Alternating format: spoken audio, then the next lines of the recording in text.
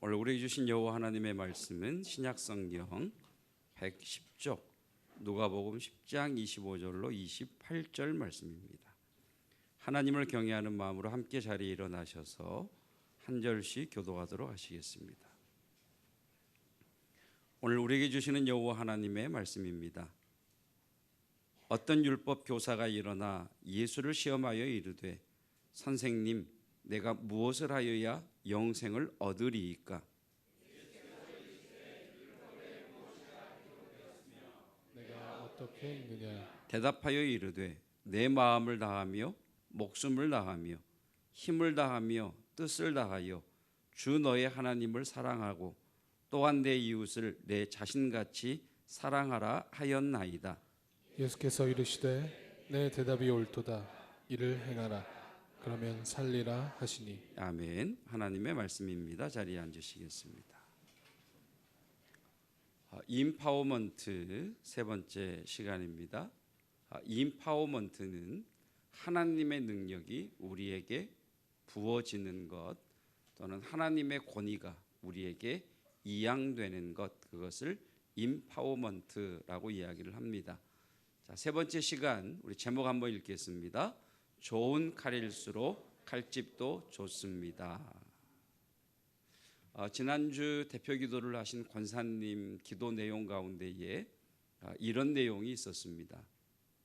하나님, 쇠가 불을 만나 달궈지고 달궈진 그 쇠가 망치의 두들김을 받아서 연장이 되는 것처럼 내가 하나님의 불을 만나 달궈지고 하나님의 말씀에 망치질을 당함으로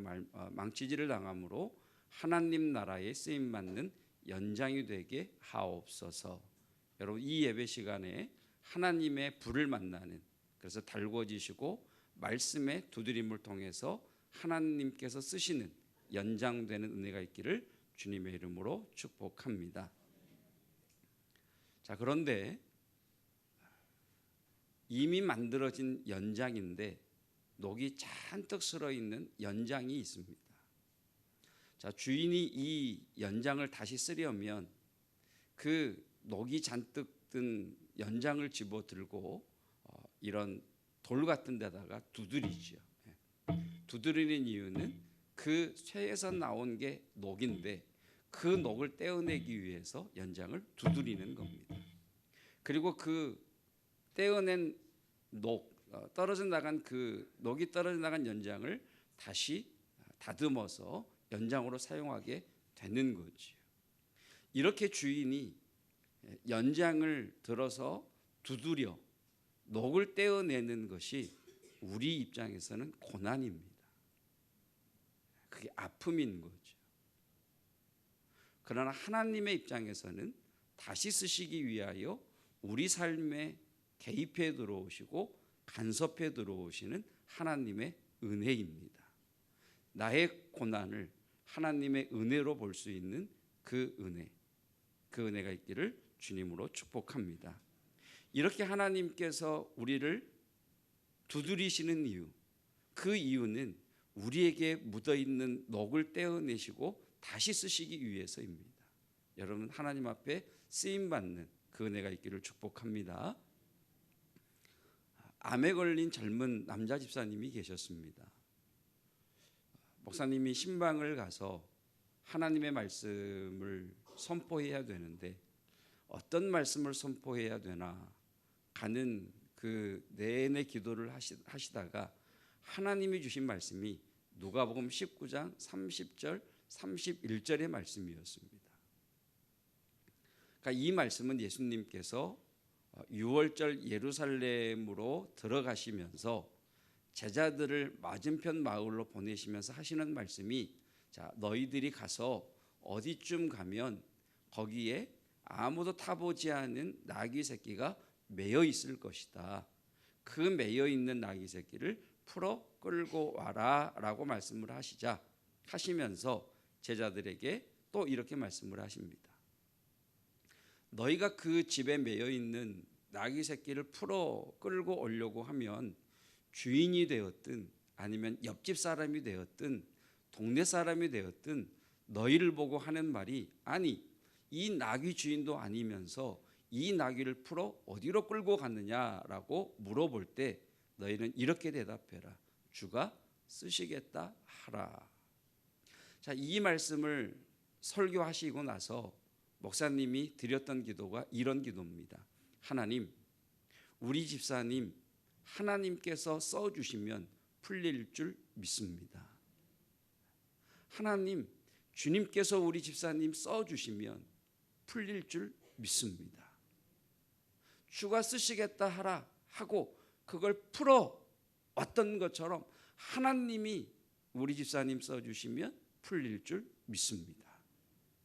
그 분이 26년이 지난 지금까지 생존해 계십니다. 그리고 그 집사님이 저 서울에 있는 서울 이문동에 있는 동안교회 집사님이십니다. 이 동안교회 집사님을 신방했던 당시 담임 목사님이 여러분 많이 들어보셨겠습니다만 김동호 목사님이십니다. 아십니까? 네, 김동호 목사님. 근데 이 김동호 목사님도 지금 폐암에 걸리셨습니다. 그래서 2019년 5월 15일 날 폐암 수술을 받으시면서 이분이 페이스북에 글을 올린 내용이 있습니다. 한 25년 전에 당신이 그 집사님의 신방을 가면서 이 말씀을 선포하셨고 이 말씀을 통해서 그 집사님이 치유되었던 것처럼 다시 그 말씀을 가지고 와서 이분이 페이스북에 올렸던 내용입니다. 하나님께 겸손하게 그리고 인간적으로 인간답게 기도한다. 주를 위하여 쓸 테니 풀어주세요. 주를 위하여 쓸 테니 풀어주세요. 계속해서 이분이 페이스북에 이렇게 글을 이어가고 있습니다. 투병만 하지 말자. 죽음을 두려워하며 기다리지 말자. 살아있는 동안 그게 며칠이라도 그리고 작은 일이라도 봉사하자. 일을 하자. 섬기자. 하나님이 기뻐하시는 일을 해보자. 섬김을 받아야 할 사람. 투병 중이라 섬김을 받아야 할 사람이지만 죽을 때 죽더라도 사람은 암에 걸리지 않아도 죽는다는 거죠. 섬기다 죽자. 하나님이 기뻐하시는 일을 하다가 죽자. 풀어주시면 더 열심히 일하다 죽자. 여러분, 하나님께 쓰임받는 은혜가 있기를 축복합니다. 여러분, 섬기십시오. 여러분, 일하십시오. 그저 주일날 교회 와서 예배 드리고 가는 인생이 아니라 여러분, 주님을 위해서 주가 쓰시겠다 할 때에 풀리는 역사가 있기를 축복합니다. 여러분이 인터넷에 주가 쓰시겠다 하라 간증 이렇게 검색하면 가장 먼저 뜨는 내용이 참전 화장품의 회장님의 간증 내용입니다. 그 회장님의 간증 책 제목이 주가 쓰시겠다 하라입니다. 전국 불교 신도 회장이었던 이 분이 어떻게 예수님을 만나게 되었고 회사가 부도 위기에 몰렸을 때 어떻게 하나님의 은혜로 복이 되었는가를 기록한 내용입니다. 그 내용은 그겁니다. 교회에서 목사님의 말씀 가운데에 이러저러한 일에 여러분이 헌신했으면 좋겠습니다라는 말씀을 듣고 주가 쓰시겠다 하라 할 때에 드렸더니 주님께서 풀어주시더라. 여러분, 섬기시기를 축복합니다. 시간을 들여서 헌신하시고요. 물질을 들여 헌신하시고요. 재능을 들여 헌신하시고 여러분 예배만 드리고 가는 것이 아니라 여러분 몸으로 교회에 오셔서 섬기는 그 은혜가 있기를 축복합니다. 하나님이 기뻐하시는 일을 하다가 죽고 풀어주시면 더 열심히 일하다가 여러분 우리 죽읍시다. 아멘. 쓰임받기를 주님의 이름으로 축복합니다. 주가 쓰시겠다 하면 여러분 풀립니다. 그 은혜가 있기를 다시 한번 주님의 이름으로 축복합니다. 자, 오늘 우리가 읽은 성경 본문은 한 율법 교사의 질문으로부터 시작을 합니다.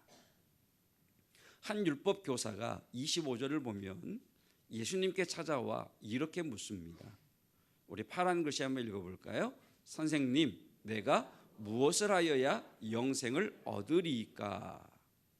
선생님, 내가 무엇을 하여야 영생을 얻으리이까? 이 질문은 한마디로 말하면 내가 어떻게 살아야 합니까? 라는 질문입니다. 이 질문을 저는 이렇게 바꿔봅니다. 그리스도인들은 어떻게 살아야 할까요? 여러분, 이 질문은 굉장히 중요한 질문입니다. 우리가 평생 순간순간마다 끄집어내어서 스스로에게 묻고 하나님에게 물어보아야 할 질문입니다. 나는 어떻게 살아야 하지? 예수님을 믿는 그리스도인으로서 나는 어떻게 살아야 할까? 이 질문에 대해서 예수님께서 즉답하지 않으시고 다시 질문하십니다. 자, 성경에는, 율법에는 무엇이라고 기록되었으며 너는 어떻게 읽느냐? 26절을 보시면 그렇게 되어 있죠. 자, 율법에는 무엇이라 기록이 되어 있고 너는 그것을 어떻게 해석하느냐? 너는 그것을 어떻게 읽느냐? 이렇게 물으시죠.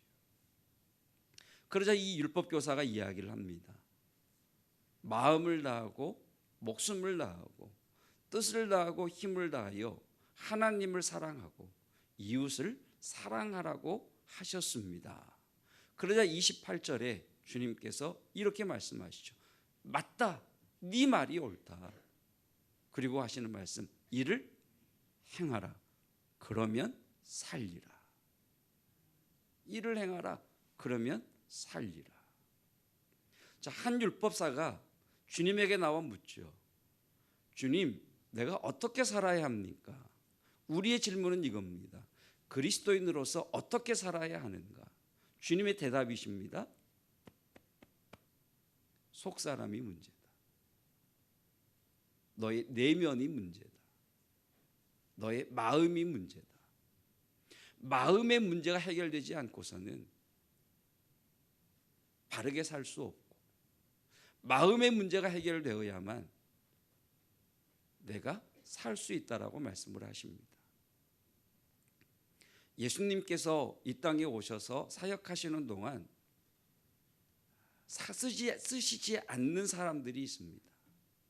쓰시지 않을 뿐만 아니라 책망하시고 꾸짖으시고 어떻게 보면 저주하시는 것처럼 꾸짖는 부류가 있었습니다. 바리새인들이죠. 마태복음 23장 25절 이하에 보면 주님께서 이렇게 말씀하십니다. 화 있을진저 외식하는 서기관들과 바리새인들이요. 같이 읽어볼까요? 잔과 대접에 겉은 깨끗이 하되 그 안에는 탐욕과 방탕으로 가득하게 하는도다. 계속해서 이렇게 말씀하시죠. 화 있을진저 외식하는 서기관들과 바리새인들이요. 읽어볼까요? 회칠한 무덤 같으니 겉으로는 아름답게 보이나 그 안에는 죽은 사람의 뼈와 모든 더러운 것이 가득하도다. 하나님이 쓰실 수 없는 사람, 겉은 깨끗한데 그 안에는 더러운 것으로 가득 차 있는 사람, 그 사람은 주님이 쓰실 수 없다라고 말씀을 하십니다. 자, 이 말씀을 그대로 가지고 가서 디모데후서 2장에서는 동일한 말씀을 우리에게 하고 계시죠. 자, 큰 집에는 금그릇과 은그릇뿐 아니라 나무그릇과 질그릇도 있어 귀하게 쓰는 것도 있고 천하게 쓰는 것도 있나니 그러므로 누구든지 이런 것에서 다 같이 자기를 깨끗하게 하면 귀히 쓰는 그릇이 되어 거룩하고 주인의 쓰임에 합당하여 모든 선한 일에 준비함이 되리라. 우리 시대를 풍자하는 은유법이 하나 있습니다. 금수저, 흑수저, 수저론이죠. 여러분은 금수저입니까? 흑수저입니까? 네, 수저지요, 수저. 자, 본문의 말씀을 보아도 사람들의 관심은 이 그릇의 재료에 있습니다. 금이냐, 은이냐, 나무냐, 질그릇이냐?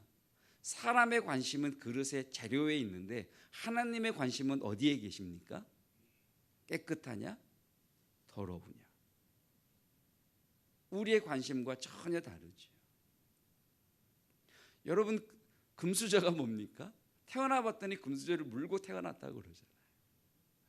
어떤 이는 편의점에서 열심히 알바를 해서 그렇게 수고하고 뛰어다녀도 사는 게 버거운데, 어떤 이는 태어나면서부터 부족함이 없이 넘치도록 태어나서 고생 하나 하지 않고 여행 다니고 유학 가서, 이 금수저잖아요. 여러분, 외모까지 금수저는 물려봤잖아요. 흙수저는요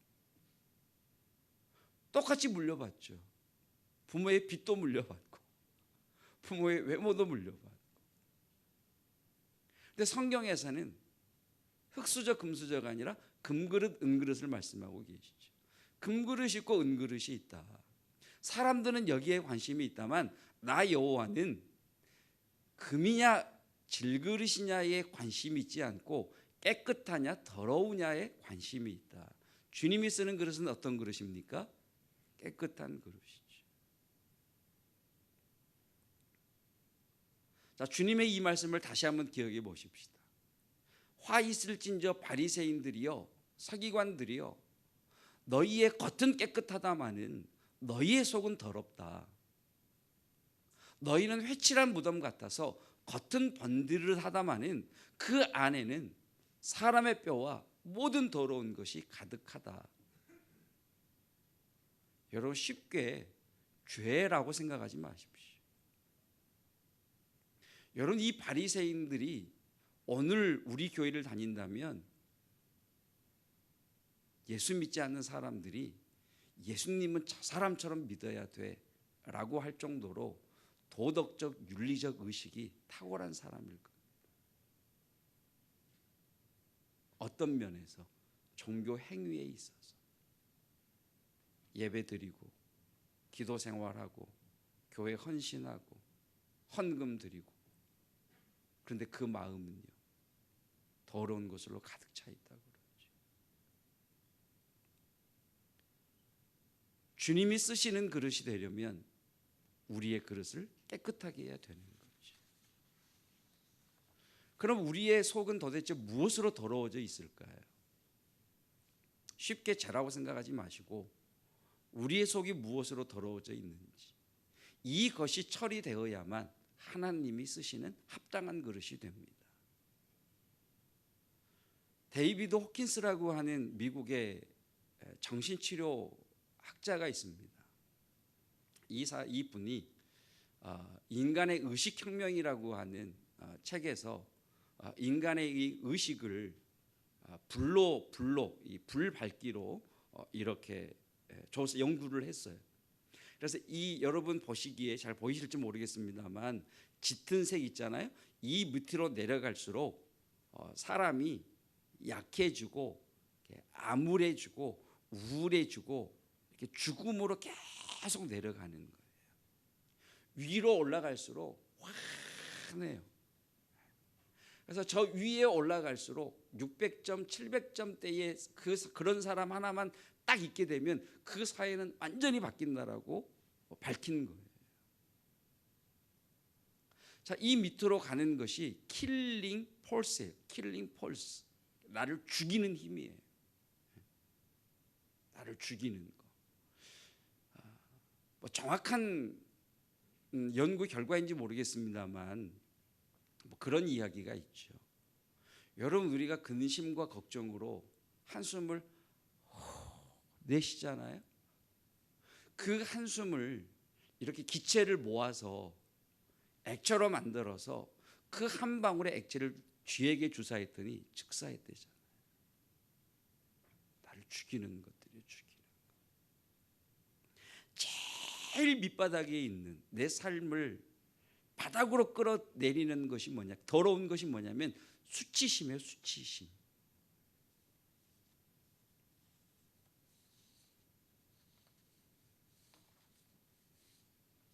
이 수치심은요, 모욕을 당했을 때, 어렸을 때부터 지금까지 쭉 살아오면서 부모에게든 선생님에게든 친구에게든 모욕을 당했을 때, 또는 사람 취급받지 못했을 때, 직장에서건 어디에서건 사람 취급을 받지 못했을 때, 또 인정받지 못했을 때, 거절당했을 때, 거절감이죠. 그때 우리 안에 생기는 것들이 수치심이에요. 수치심. 수치심이라고 하는 더러운 것들이 우리 안을 이렇게 채우게 돼요. 이 수치심은요, 열등감으로 가게 돼 있어요. 수치심과 열등감에 속이 채워져 있는 사람들은요, 이걸 감추고 싶어요. 남들 앞에서 감추고 싶어서 사람이 거칠어요.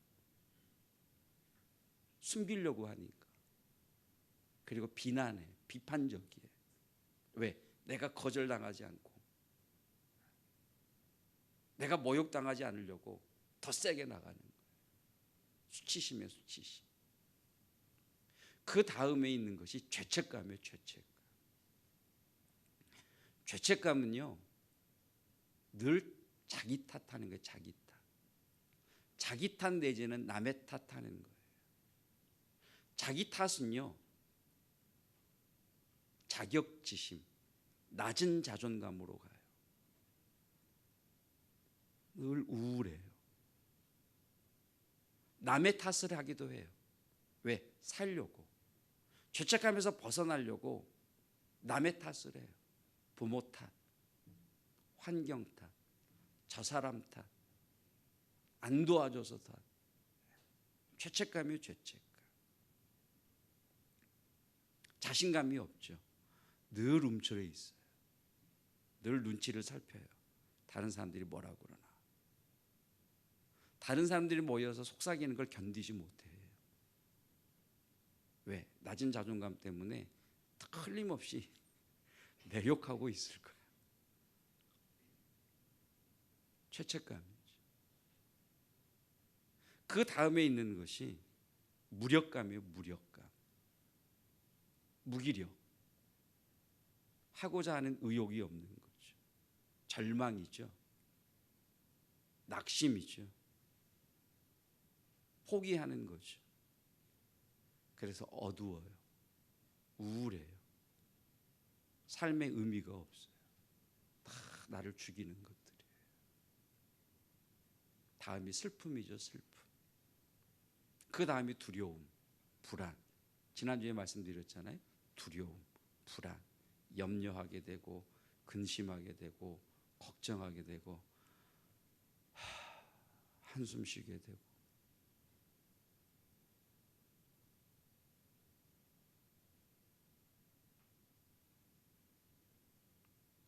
이런 사람들은요, 본인만 죽는 게 아니라 주변 사람도 죽여요. 말이 거칠고요. 만만한 가족에게 화풀이 하고요. 여러분 그런 분 없으시겠습니다만 폭언하고 아내를 폭행하기도 하고 물건을 뒤집어 엎기도 하고. 왜? 속이 더러운 것들로 가득 차 있으니까.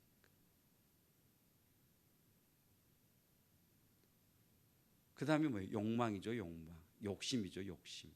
여러분 욕심은요, 이기주의예요. 자기중심적이죠. 그래서 시기가 많아요. 이렇게. 누가 가진 걸 견디지 못해요. 누가 나 말고 누가 칭찬 듣는 걸 견디지 못해요. 그래서 늘 움켜쥐어요. 이분들은요, 죽었다 깨어나도 헌금 못해요. 죽었다 깨어나도 11조 못해요. 왜? 놓으면 죽을 것 같으니까. 남을 섬기지를 못해요. 어디 가서 차 한 잔 못 사요. 왜? 내어놓으면 죽을 것 같으니까. 욕심이죠. 소유욕이죠. 집착이죠. 그 다음에 분노예요. 분노.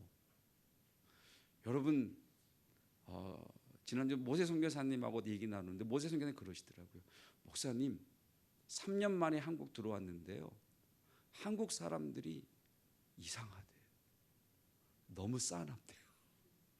미안하다는 말을 안 한대요. 죄송하단 말을 안 하는데 요즘 교인들도 싸나워요. 여러분 밖에 나가 사람 만나보세요. 어떤 표정인지. 너 나 건드리기만 해봐 죽여버릴 거야. 전부 이렇게 그냥 속에 도끼를 품고 살아요. 도끼를. 옆에 성도를 보세요. 평안하시죠? 네. 이런 것들이 다 우리를 쓰지 못하게 하는 더러운 거예요. 더러운 거. 죄. 물론 이런 게 더러운 건 맞지만 여러분 지금 예수님을 믿는 우리가 어떻게 살아야 하는가 고민하는 우리의 속을 가득 채우고 있는 더러운 것들, 이것들이 있으면요 주님이 쓰실 수가 없어요. 상처투성이인 사람에게 주의 은혜를 부어주잖아요. 다른 사람을 해쳐요. 미국에 종종 어린이 총기 사건 사고가 들리잖아요. 부모의 부주의로 곤충을 올려놨는데 3살, 4살짜리 아이가 이 곤충 가지고 놀다가 죽어요. 어린아이에게 하나님의 능력을 부어주어도 하나님의 복을 부어주면 되레 죽는다니까요. 여러분. 여러분 성숙하시기를 축복합니다.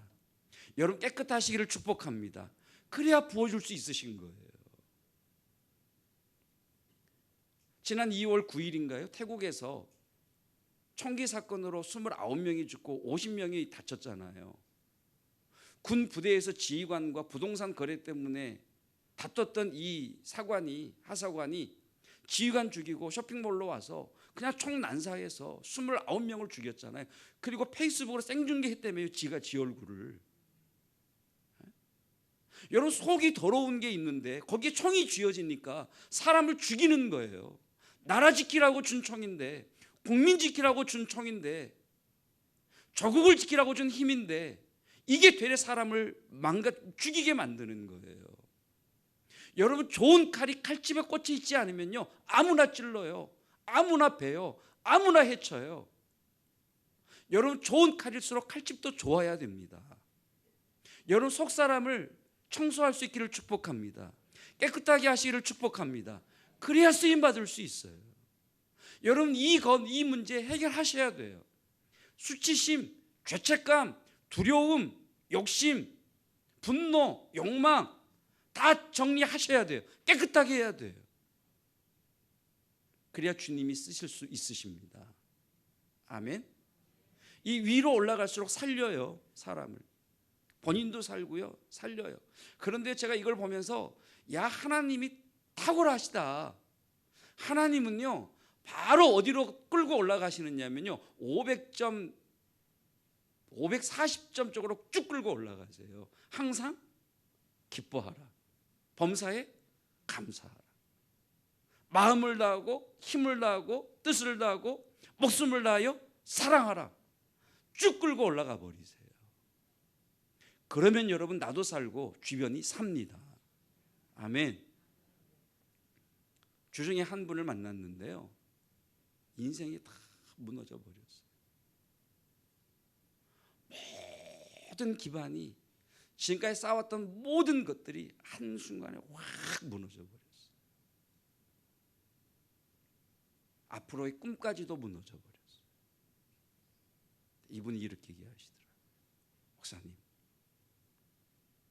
모든 걸 다 잃었는데 자식을 얻었습니다. 너무 감사하다는 거예요. 모든 걸 다 잃었는데 자식 얻은 거 이것 하나 때문에 너무 감사하다는 거예요. 그러면서 하는 이야기가 모든 걸 다 얻었는데 자식을 잃었으면 내가 가슴을 치며 후회했을 텐데 모든 걸 잃었지만 자식을 얻어서 너무 감사합니다.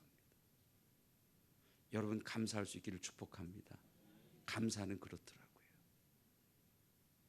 잃어버린 것 보지 않고 주님이 주신 것 붙들고 감사하더라고요. 여러분 오늘 아침이 기적 아닙니까? 내가 숨 쉰다는 게 기적 아닙니까? 내가 이 교회에 걸어서 왔다는 게 기적 아닙니까? 여러분 감사가 넘치기를 축복합니다. 그게 살린다니까요. 나를 살린다니까요. 기뻐하세요. 기뻐하세요. 이 데이비드 호킨스가 이렇게 이야기해요. 저 기쁨의 단계에서 영적인 치유의 역사가 일어나더라는 거예요. 치유의 역사가 일어나더라는 거예요. 여러분, 감사와 기쁨이 있는 곳에 치유의 역사가 일어납니다. 감사하는 거죠. 앞에 목사님 뭐라고 말씀하세요? 섬김을 받아야 되지만 섬기다 죽자. 며칠 살지 모르지만 어차피 인생 다 죽는 거 하나님을 위해서 섬기다 죽자.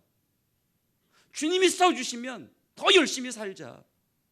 여러분, 감사하시고 기뻐하시기를 축복합니다. 근데 문제는 이거잖아요. 어떻게 이 속사람을 청소하느냐는 거죠. 어떻게 우리 안에 있는 이것을 깨끗하게 하느냐가 우리의 숙제인 거죠. 히브리서 9장 22절은 이렇게 이야기합니다. 피 흘림이 없이는 깨끗하게 하지 못한다. 피 흘림이 없이는 죄 사함도 없다라고 이야기합니다. 여러분, 오직 예수 그리스도의 보혈로만 정결케 될 수 있습니다. 그래서 우리가 치유기도 할 때 예수의 보혈로 덮어주십시오, 예수의 보혈로 덮어주십시오라고 기도하는 이야기는 하나님의 보혈로 정결케 깨끗하게 해달라는 말입니다. 예수님의 보혈로 정결케 한다는 이야기는 무슨 말이냐면 십자가에 죽는 겁니다. 자, 수치심이 있습니다. 누군가에게 거절을 당하고 사람 취급받지 못하고 모욕감을 당해 수치심이 있습니다. 여러분, 이 수치심의 기억이요, 지금도 생생하지 않으세요? 고등학교 2학년 때 교련선생님한테 뺨 맞았던 거 기억나지 않으세요? 제 이야기를 하고 있는 거예요.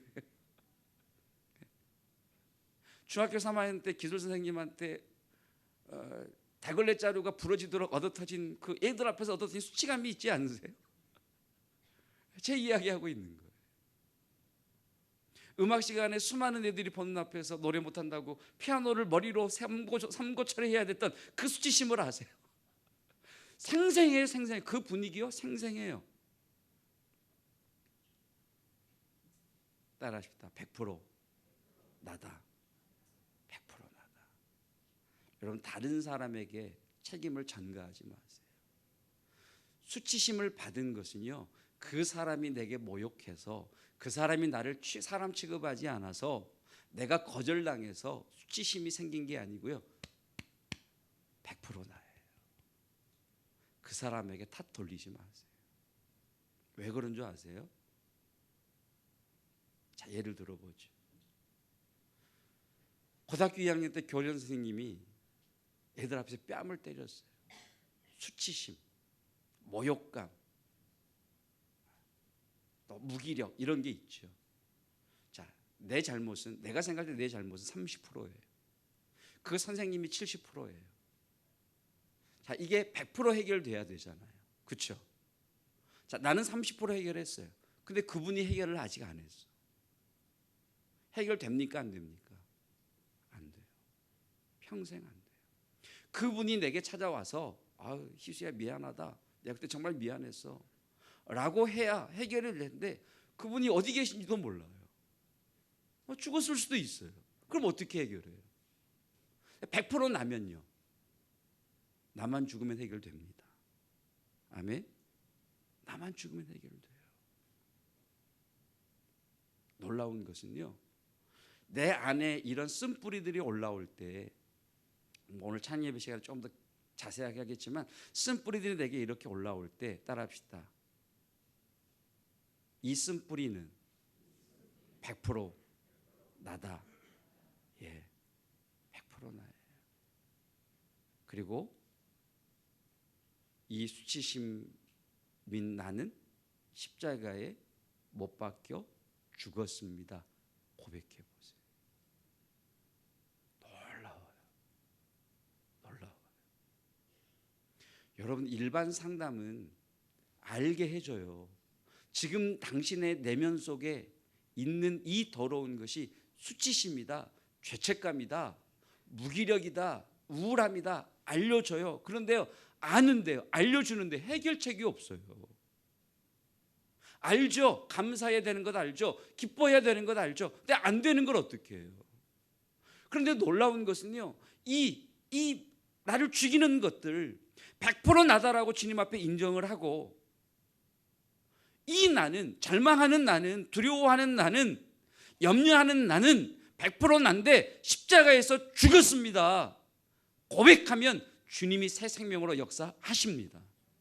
아멘. 그래서 감사가 싹트기 시작해요. 그래서 이 말이 들리신다니까요.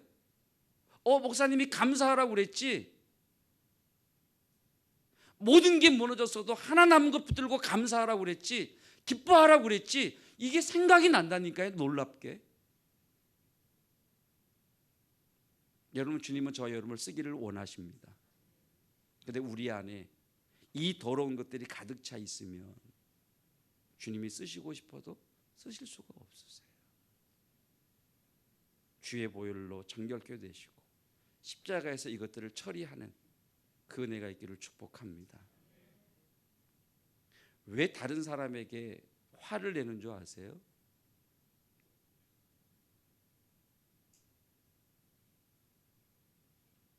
내 안에 더러운 것이기 때문에 그래요.